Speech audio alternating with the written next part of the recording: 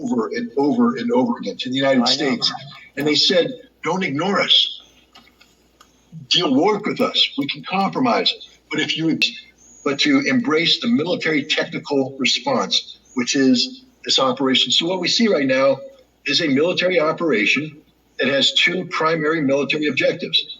The first is denazification, the destruction of the nationalist military units that had incorporated personnel that embrace neo-Nazi ideology, and the destruction of the political parties that breathe life into this, that mainstream this.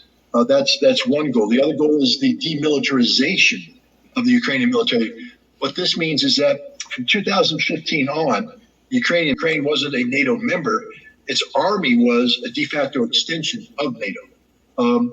Their battalion, 30 of their battalions are considered to be interoperable with NATO, meaning that you could plug out a German battalion from a German division, plug in the Ukrainian battalion, and it would function seamlessly. For the Russians, this was unacceptable.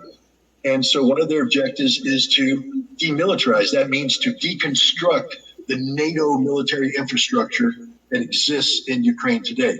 Both these military objectives are tied to achieve two political objectives. One is the liberation of the Donbass, to make sure that Lugansk and Donetsk are under Russian-speaking sovereignty.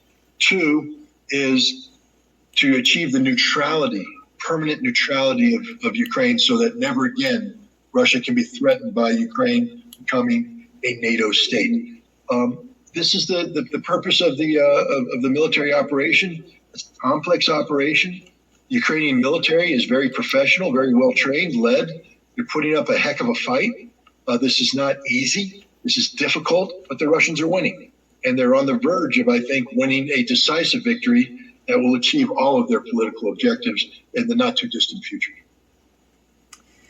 December of 1987, which basically eliminated entire categories of nuclear weapons.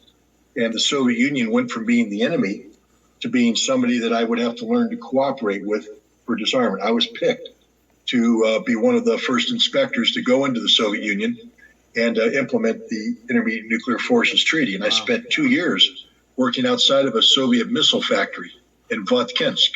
Wow. And it was an eye-opening experience. So this force had been under the ground, but now through the Maidan Revolution, we had brought them into the mainstream. We had weaponized them. Weaponized Nazi ideology is what we're talking about here. And Russia said, this is a threat. And that began a threat to Russia because they were basically seeking to purge Russian culture, Russian language from Ukraine, which they wanted to be a pure Ukrainian state. So Russia took the Crimea to protect the Russian majority population there, and Russia supported Russian separatists in the Donbass to protect them from the Ukrainians.